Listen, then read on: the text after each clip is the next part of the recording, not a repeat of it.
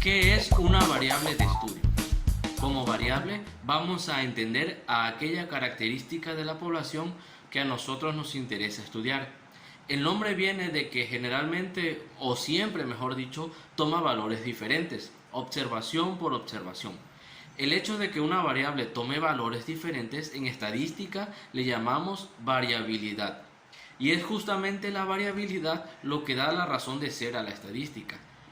Es importante señalar que esta variabilidad, a los ojos del estadístico, se debe al azar, a procesos aleatorios y consecuentemente no lo podemos predecir, aunque sí en algún momento la podremos modelar. La presencia del azar en los estudios estadísticos conlleva a que no pueden ofrecer conclusiones absolutas. Las variables se dividen principalmente en dos categorías. Las variables de tipo cuantitativo, que responden a la pregunta ¿cuánto?, y que son valores numéricos, y a aquellas variables que llamamos cualitativas, que responden a preguntas del tipo ¿cuál?, y que son valores no numéricos. Por ejemplo, una variable cuantitativa es el peso de los niños al nacer, el número de cachorros que puede haber en una camada de gatos, no sé, es el tiempo que puede pasar una persona en el tránsito. En el caso de las variables cualitativas, responden a la pregunta ¿cuál? Y las respuestas pueden ser, por ejemplo, a las preguntas ¿cuál es el color de ojos más visto en nuestro país?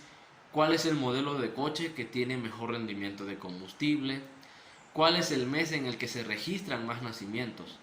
Las variables del tipo cuantitativo se dividen a su vez en dos categorías: las variables que son discretas y las variables que son continuas. Una variable discreta es aquella que se puede contar. Por ejemplo, el número de piezas dentales que una persona puede tener con amalgamas o resinas, el número de monedas que pueda tener yo en mi bolsillo.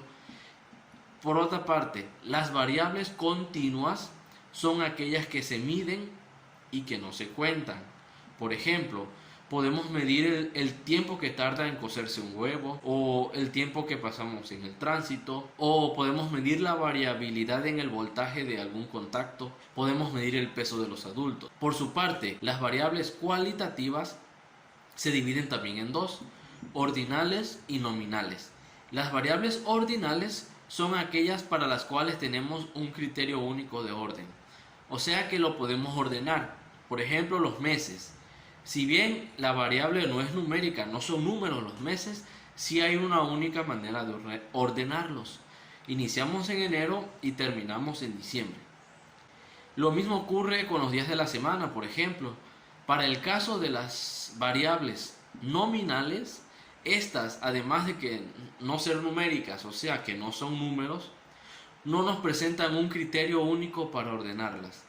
Por ejemplo, si pensamos en los colores, podríamos acomodarlos de acuerdo a su presencia en el espectro cromático, o de acuerdo a las preferencias que puedan tener las personas, o de acuerdo al número de letras que puede tener la palabra. O sea que se puede acomodar de cualquier forma. Lo mismo ocurre, por ejemplo, si pensamos en marcas de jabones o en marcas de automóviles. Me despido. Hasta luego.